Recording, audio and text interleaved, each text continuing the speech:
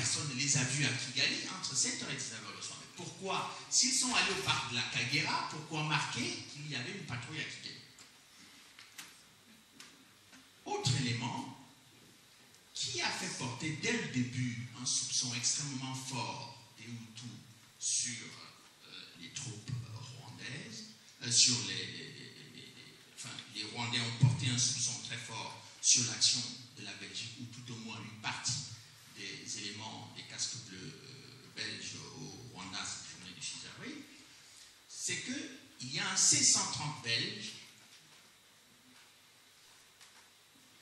dont j'ai obtenu un peu le plan itinéraire de vol, qui quitte l'aéroport de Mespro, je crois vers 4h30 du matin.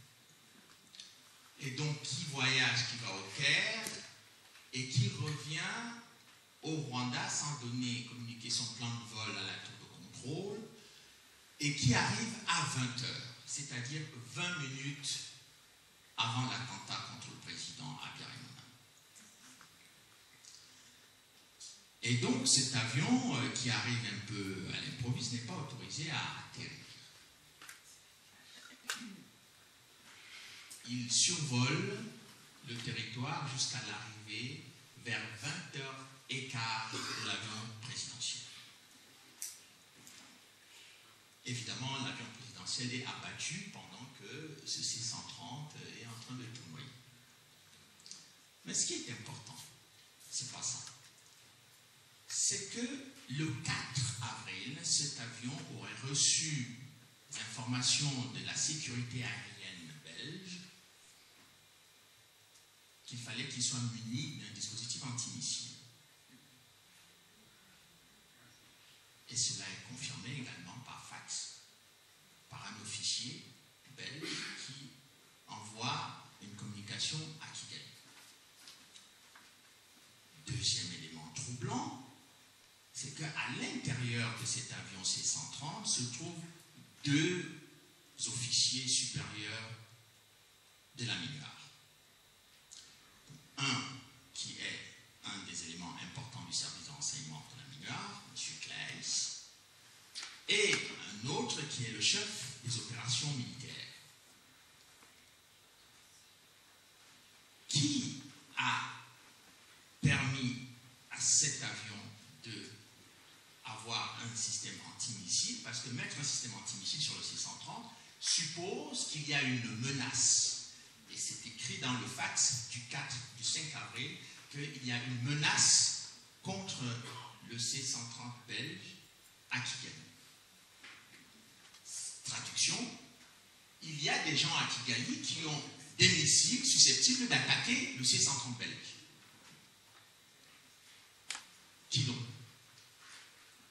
Les phares, les forces armées gouvernementales du président Habyarimana, tout le monde dit qu'ils n'ont pas de missiles, y compris M. Leclerc lui-même, puisqu'ils ont la liste détaillée des armes des forces armées rwandaises et détiennent la clé de la cellule où on garde les munitions et ses armes. Mais le FPR n'est pas contrôlé. D'après les soldats belges qui appartiennent à l'escorte, le FPR n'est pas contrôlé avec la même minutie et la même rigueur que les forces gouvernementales. Cela est confirmé également par le colonel Luc Marchal, qui est le patron des soldats belges de la MINUAR sur place.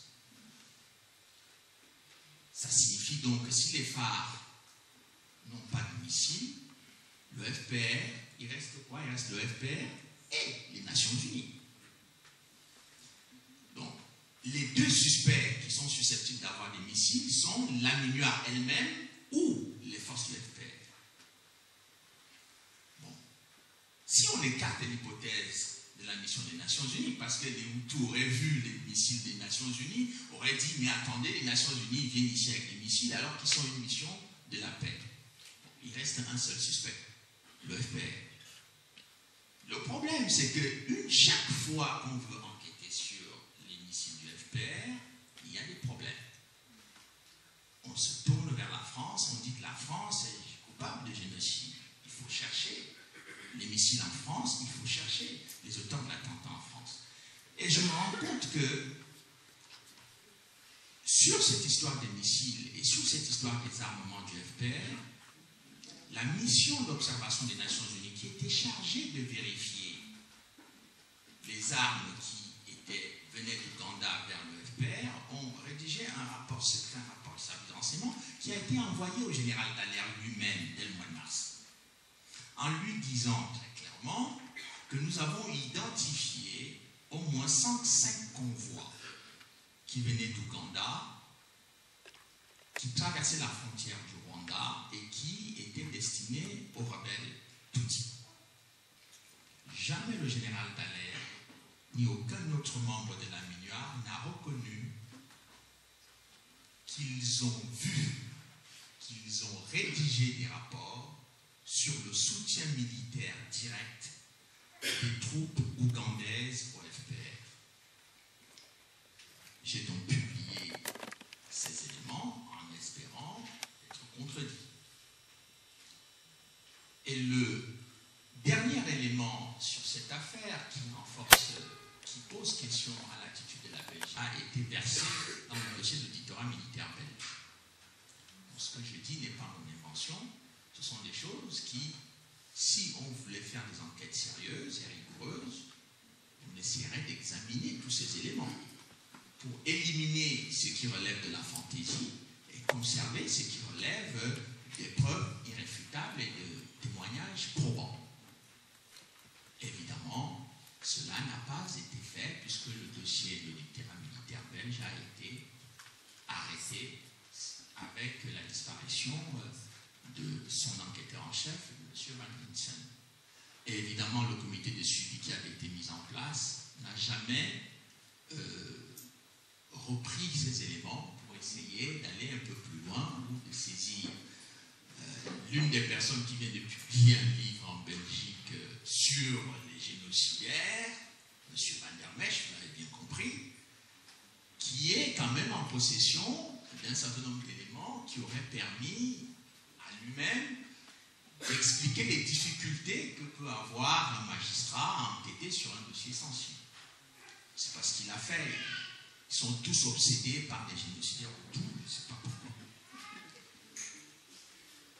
Et ce qui m'amène donc à parler d'un élément très important dans cette affaire, c'est le fait que le dossier du Congo, dans l'attaque de 1994, est intégré dans la stratégie de Paul Kagame, du FPR et de ses mentors. En France, vous avez tous entendu toutes les attaques qui ont été menées contre l'opération turquoise. Et depuis de nombreuses années, j'ai été très silencieux sur cette affaire de l'opération turquoise, mais j'ai décidé de m'y pencher pour après 20 ans.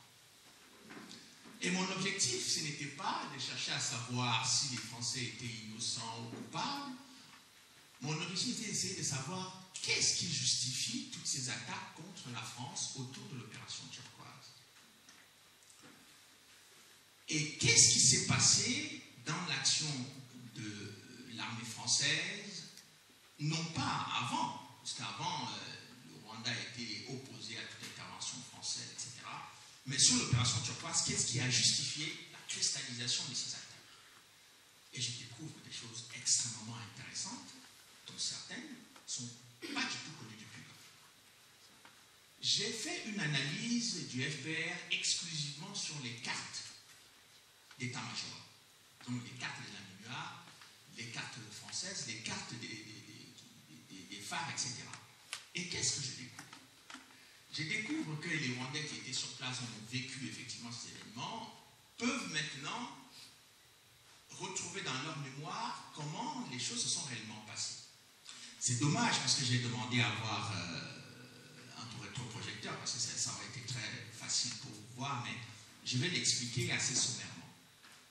Tout le monde a constaté que depuis 1990 et après, les attaques du FPR venaient du nord, à partir de l'Ouganda. On va constater qu'en 1994, les attaques du FPR vont se propager entre le nord, l'est du Rwanda et vont prendre le pays comme un encerclement, jusque dans le sud, et on va pousser, et le FPR va pousser toutes les populations rwandaises vers l'ouest. Et les populations, beaucoup de Rwandais sont certainement dans la salle, ont dû fuir soit par Goma, soit par Bukavu. Et donc, à l'ouest du territoire rwandais, l'opération turquoise va intervenir à partir du 23 juin 1994. Entre le 6 avril, ou en tout cas, pour être généreux, à partir du 7 avril, début du génocide Tutsi, et si vous voulez, des Hutus modérés, si vous ne voulez pas vous laisser, vous gardez. Génocide Tutsi. Toutes les populations rwandaises sont poussées par la pression du FPR à l'ouest. Et donc, à l'ouest du territoire,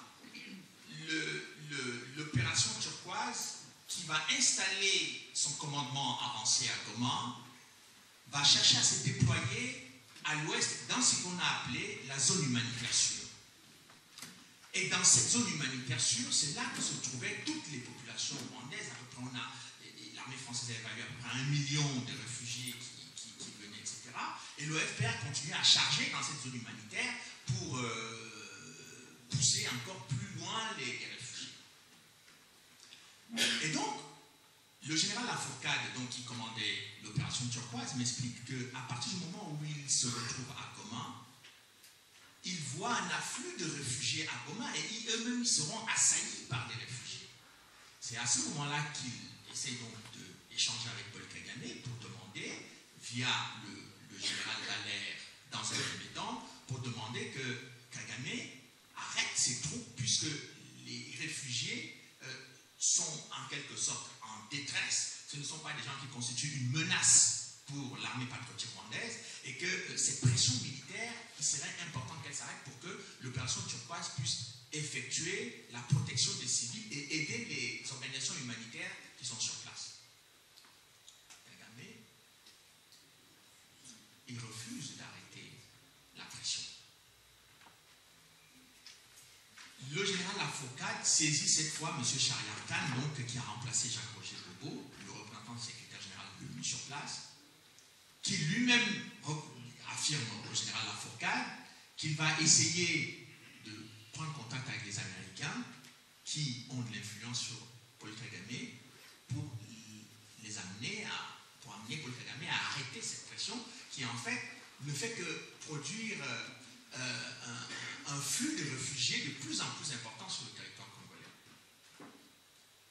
Je demande donc au général Lafourcade si en 1994 ils ont une idée que le FPR a un jour envie de prendre le contrôle du territoire congolais à l'est. Il me dit non, on ne peut pas, enfin, on est pris, notre mission c'est de sauver les populations civiles, et on arrive avec cet objectif puisqu'on n'a que à peu près 2 mois pour agir.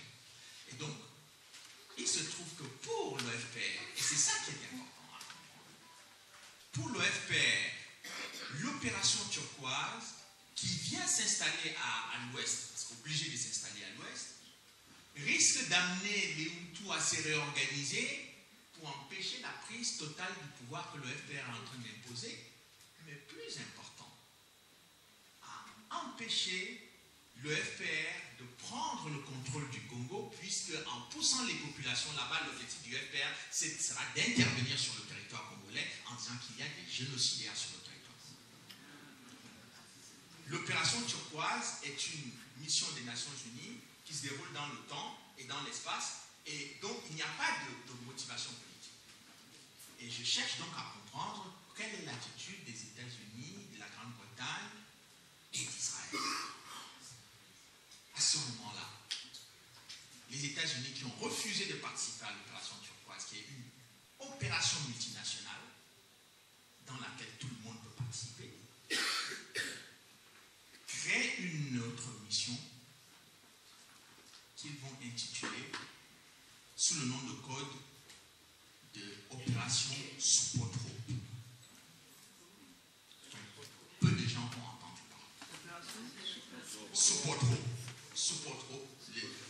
La différence commence avec Restore Hope en Somalie. On soutient l'espoir.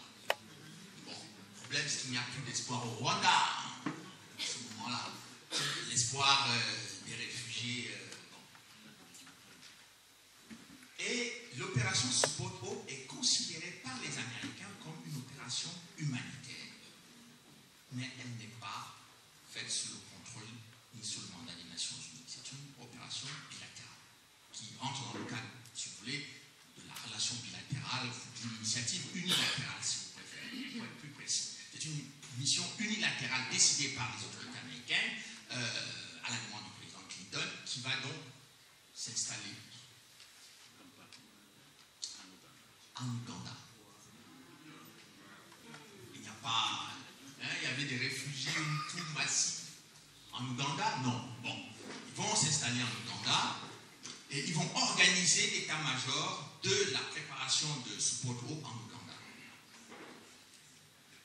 Que font les Israéliens à ce moment-là?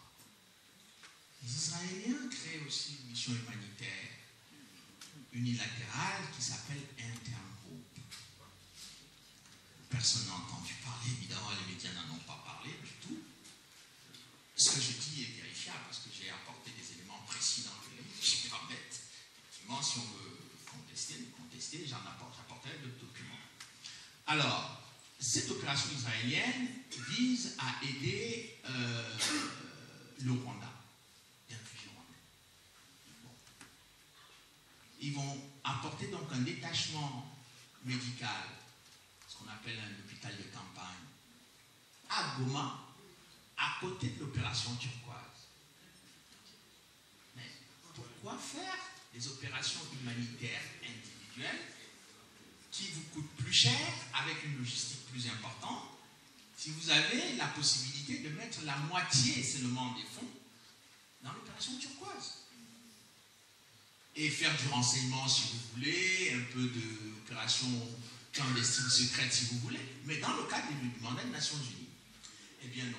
C'est que le projet du Congo est déjà, à ce moment-là, pendant l'opération turquoise, contrôlé parfaitement par les alliés du FPR. Et la Grande-Bretagne, alors.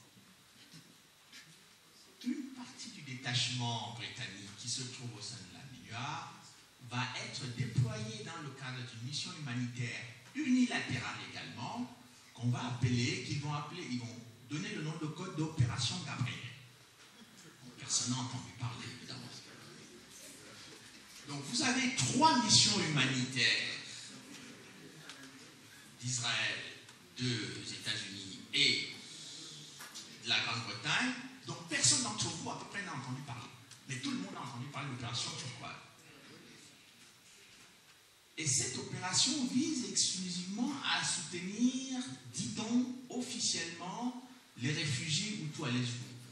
Les réfugiés, certains qui étaient à Goma à l'époque, ont dû voir les Britanniques, mais je ne sais pas s'ils ont été sauvés par les Britanniques ou les Israéliens, mais enfin, ou les Américains d'ailleurs, bon, mais en tout cas, les opérations ont eu lieu. Et je découvre donc, à partir des archives américaines cette fois, parce que là, j'étais obligé de chercher des documents américains expliquant ce qui se passe. L'attaché de défense américain qui se trouve à Kinshasa décide d'aller à Kigali former les nouveaux éléments de l'armée patriotique rwandaise qui arrivent, qui prennent fraîchement le pouvoir. Tous les avions, le dispositif logistique qui se trouve donc à Kampala va immédiatement se déployer à Kigali, non pas pour sauver les gens à Kigali, s'il n'y a plus personne à sauver à Kigali, mais pour réorganiser l'armée patriotique rwandaise. Et au département d'État américain, plusieurs réunions ont lieu où on demande officiellement la reconnaissance du FPR, je crois quasiment au mois d'août 1994, pendant les massacres. Les massacres ont se terminé fin août, début septembre complètement. Donc, quand vous mettez ces éléments ensemble, vous comprenez, et de façon très nette, que, avant l'attaque de 1994 du Rwanda, avant l'attaque de 1990, les Américains soutiennent le FPR en Ouganda. Beaucoup de gens ont penser que c'était à l'époque de Bush, à l'époque de Clinton que tout a été fait, mais non. Dès la fin du mandat du président Bush, M. Herman Cohen, conseiller aux affaires africaines, département d'État, qui va être la personne qui va travailler à faire pression sur le président Habyarimana pour obtenir l'acceptation des accords d'Arusha et surtout toutes les concessions exigées par le FPR. Et c'est un rapport de la CIA que je retrouve et donc qui est publié, donc j'ai publié effectivement un certain nombre d'éléments dans le livre, qui dit qu'il y a eu 2 personnes qui ont été utilisées pour faire cette pression sur le président Habyarimana, en sachant que ils affirment d'ailleurs, que toutes les concessions qui étaient faites par le président Habyarimana au FPR étaient insupportables. Mais il fallait absolument amener le président Habyarimana à céder davantage et encore et encore et encore jusqu'à épuisement. Et les 2 personnes qui devaient être chargées de faire ce travail, c'était en France Paul Dijoux et en Belgique, M. Willy Claes. Et donc, ils ont tous d'ailleurs reconnu qu'ils avaient fait des pressions sur le président Habyarimana. Donc, ce n'est pas un secret. Mais ce qui est intéressant, c'est de savoir de qui ils détenaient leurs ordres de pression.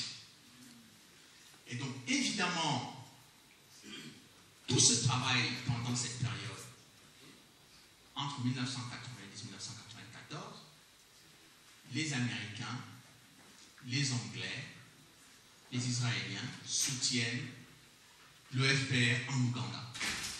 C'est solidement documenté et par les Américains et par les Britanniques et les Israéliens eux-mêmes. Une fois que le FPR prend le pouvoir, les premiers partenaires du FPR installés au pouvoir vont être les Américains, les Britanniques et les Israéliens. Dernier élément très important, c'est toute cette campagne qui va se mobiliser contre la France. Moi, je n'ai rien contre le fait qu'on mette la France en cause si elle a fait quelque chose. Mais ce que je ne comprends pas, c'est pourquoi les acteurs, si on considère la France comme une grande puissance, donc elle aurait des intérêts géopolitiques ou géostratégiques à défendre dans la région. Ce serait intéressant, et d'ailleurs plus objectif pour les étudiants et les gens qui veulent faire de la recherche au plus haut niveau et de façon approfondie et impartiale, d'essayer de comprendre ce que font les autres grandes puissances, dans la démarche aussi de leurs intérêts géopolitiques, géostratégiques. Mais ce que j'ai vu pendant 20 ans sur cette histoire, c'est le silence total sur l'action des États-Unis, de la Grande-Bretagne et des Israéliens dans la région. Les Belges, on fait un peu de sous-traitance pour les États-Unis. Ils ont fait semblant de donner un peu d'expertise aux Américains, mais les Américains se moquaient éperdument de l'expertise belge, puisqu'ils avaient dans le dispositif rwandais des gens qui travaillaient soit pour la CIA, soit pour le Pentagone, etc. Donc, la Belgique n'a pas su jouer ou n'a pas voulu jouer son rôle d'ancien tuteur du Rwanda, a laissé la France prendre le dossier en main dès 1990 et a laissé finalement les Américains placer le FPR au pouvoir. Et je retiens dans la démarche en Belgique le travail qui a été fait par M. Aroua, qui était le dernier gouverneur du Rwanda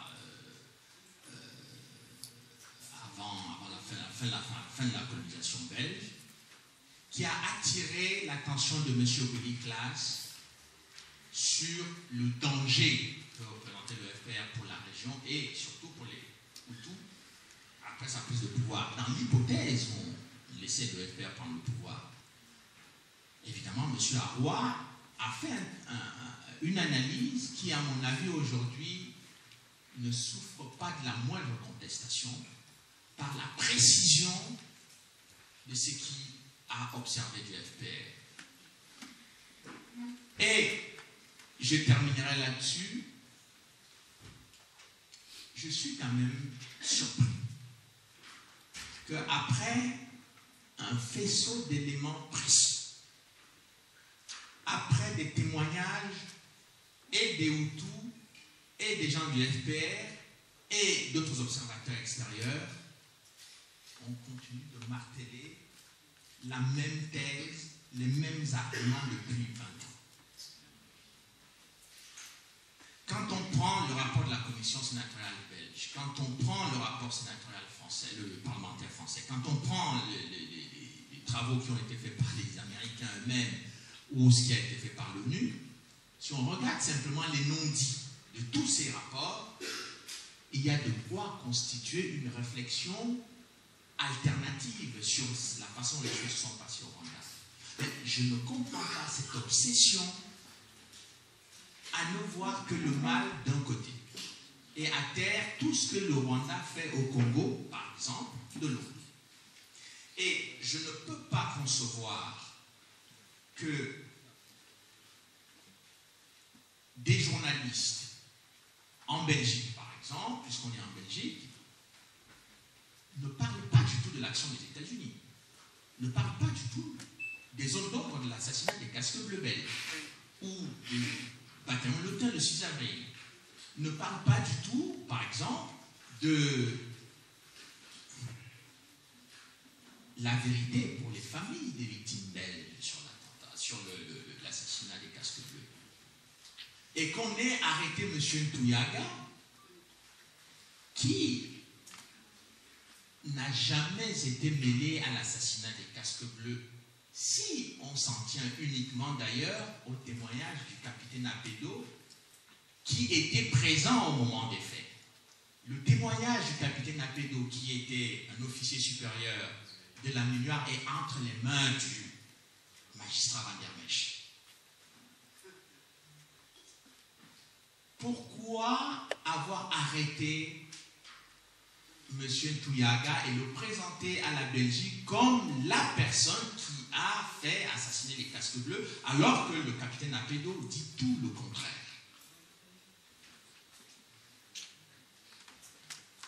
Vous savez, à un moment donné, je pense simplement à une chose.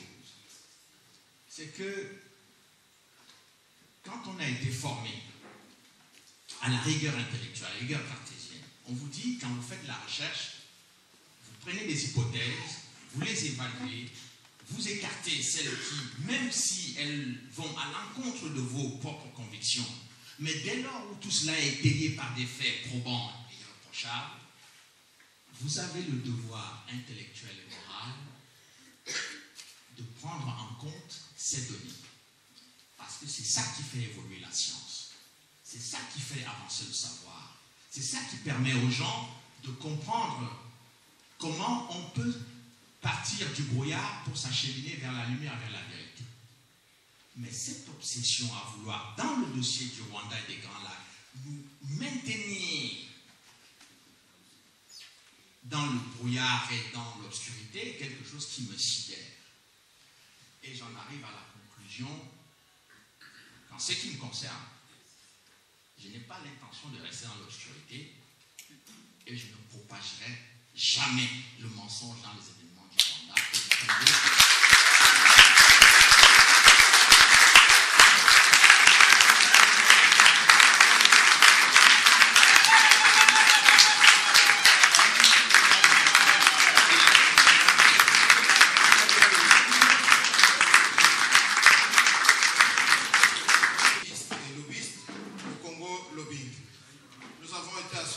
À cet événement, comme Charles l'a dit lui-même, c'est que depuis longtemps, nous soutenons le travail que Charles fait.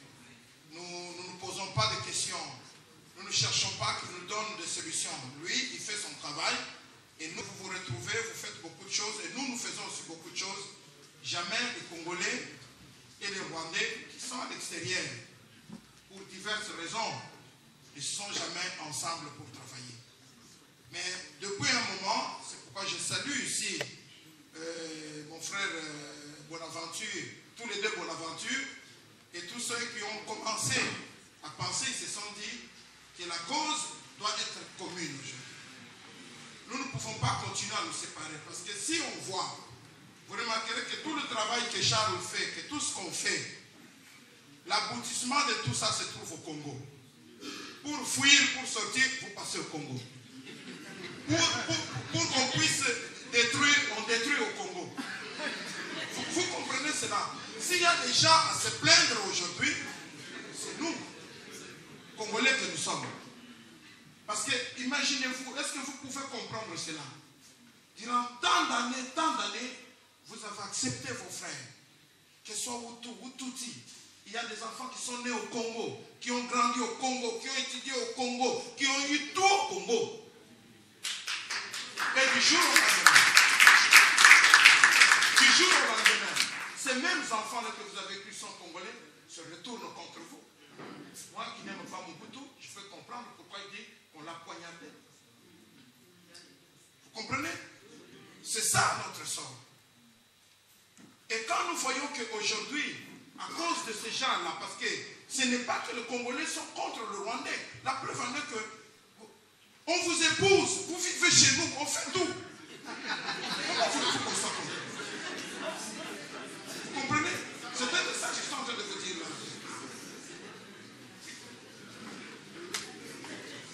Nous sommes contre les bandits qui sont là au pouvoir. Nous ne sommes même pas contre les bandits. Si vous nous entendez attaquer, c'est de la même manière que nous attaquons les nôtres qu'on appelle de collabos, qui sont en train de collaborer avec une fausse intelligence qui est là. De la même manière que nous attaquons, pas les Tutsis, mais cette petite minorité comme Charles a su les déceler dans le dernier livre. Je ne parle pas de l'autre livre, c'est Tuer Tutsi. Ce sont ceux-là que nous attaquons. Mais vous autres frères, je ne sais pas, quand moi je suis arrivé ici avec mes enfants, le frère qui est ici est venu, il a commencé à me parler en rwandais. Mes enfants se sont mis à rire. Vous voyez? C'était automatiquement pour lui, il a cru, je suis peut-être au tout, je ne sais pas comment. Vous comprenez? Donc, tout simplement pour vous dire, qu'est-ce que nous voulons vous dire? Que dorénavant, travaillons ensemble. Les gens qui sont au pouvoir, écoutez, le Kagame et Maché, tout cela, leur travail, ils veulent nous voir divisés. Vous savez, dans cette réunion du 2 et 3, quand ils ont appris que nous, on devait venir, laissez-moi venir, parce que moi, je vais, quand on demande de match, moi, je vais dans le service de sécurité. J'ai entendu quelqu'un le prononcer ici ce matin. Mais je ne sais pas pourquoi ils sont venus ici. Ils sont venus parce qu'il y a ces messieurs. À chaque fois qu'ils bougent, je n'ai jamais été tranquille. Et il m'a vu le matin. Et je crois que vous êtes en train de prendre un petit déjeuner. Moi, je sortais. Il ne savait pas là où je venais. Il m'avait fait Roger. Je lui ai dit non, je vais préparer le livre. Non, je revenais de sûreté de l'État. Parce qu'il devait communiquer aux gens qui sont ici pour savoir, pour surveiller mes frères. Donc, moi, je suis toujours, et les miens, nous sommes tranquilles quand ils entrent dans le train ou dans l'avion, ils s'en vont.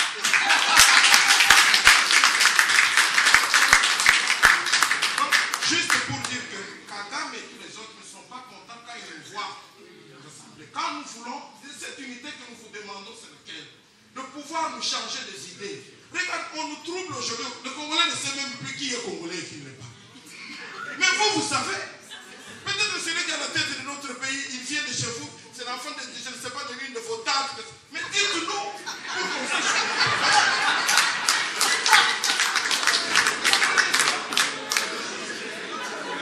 Mais vous nous laissez, vous n'allez plus là. C'est pourquoi nous voulons. Je remercie mes frères là pour dire. Les documents dont notre frère Matata parle, je les ai eus il y a longtemps. Mais que j'ai commencé déjà à communiquer à nos politiciens, à tous les autres. De 82 pages. Je l'ai eu dès qu'on a terminé. Et mes frères qui sont là savent comment je suis entré en contact avec d'autres personnes. Donc, c'est cela que nous vous demandons. Quand les Congolais font quelque chose aujourd'hui, ne fouillez pas, ne regardez pas, ne suivez pas. Venez. Nous, si vous voyez vous faites quelque chose, nous allons aussi venir vous soutenir. Parce qu'on est mieux chez soi, mes frères.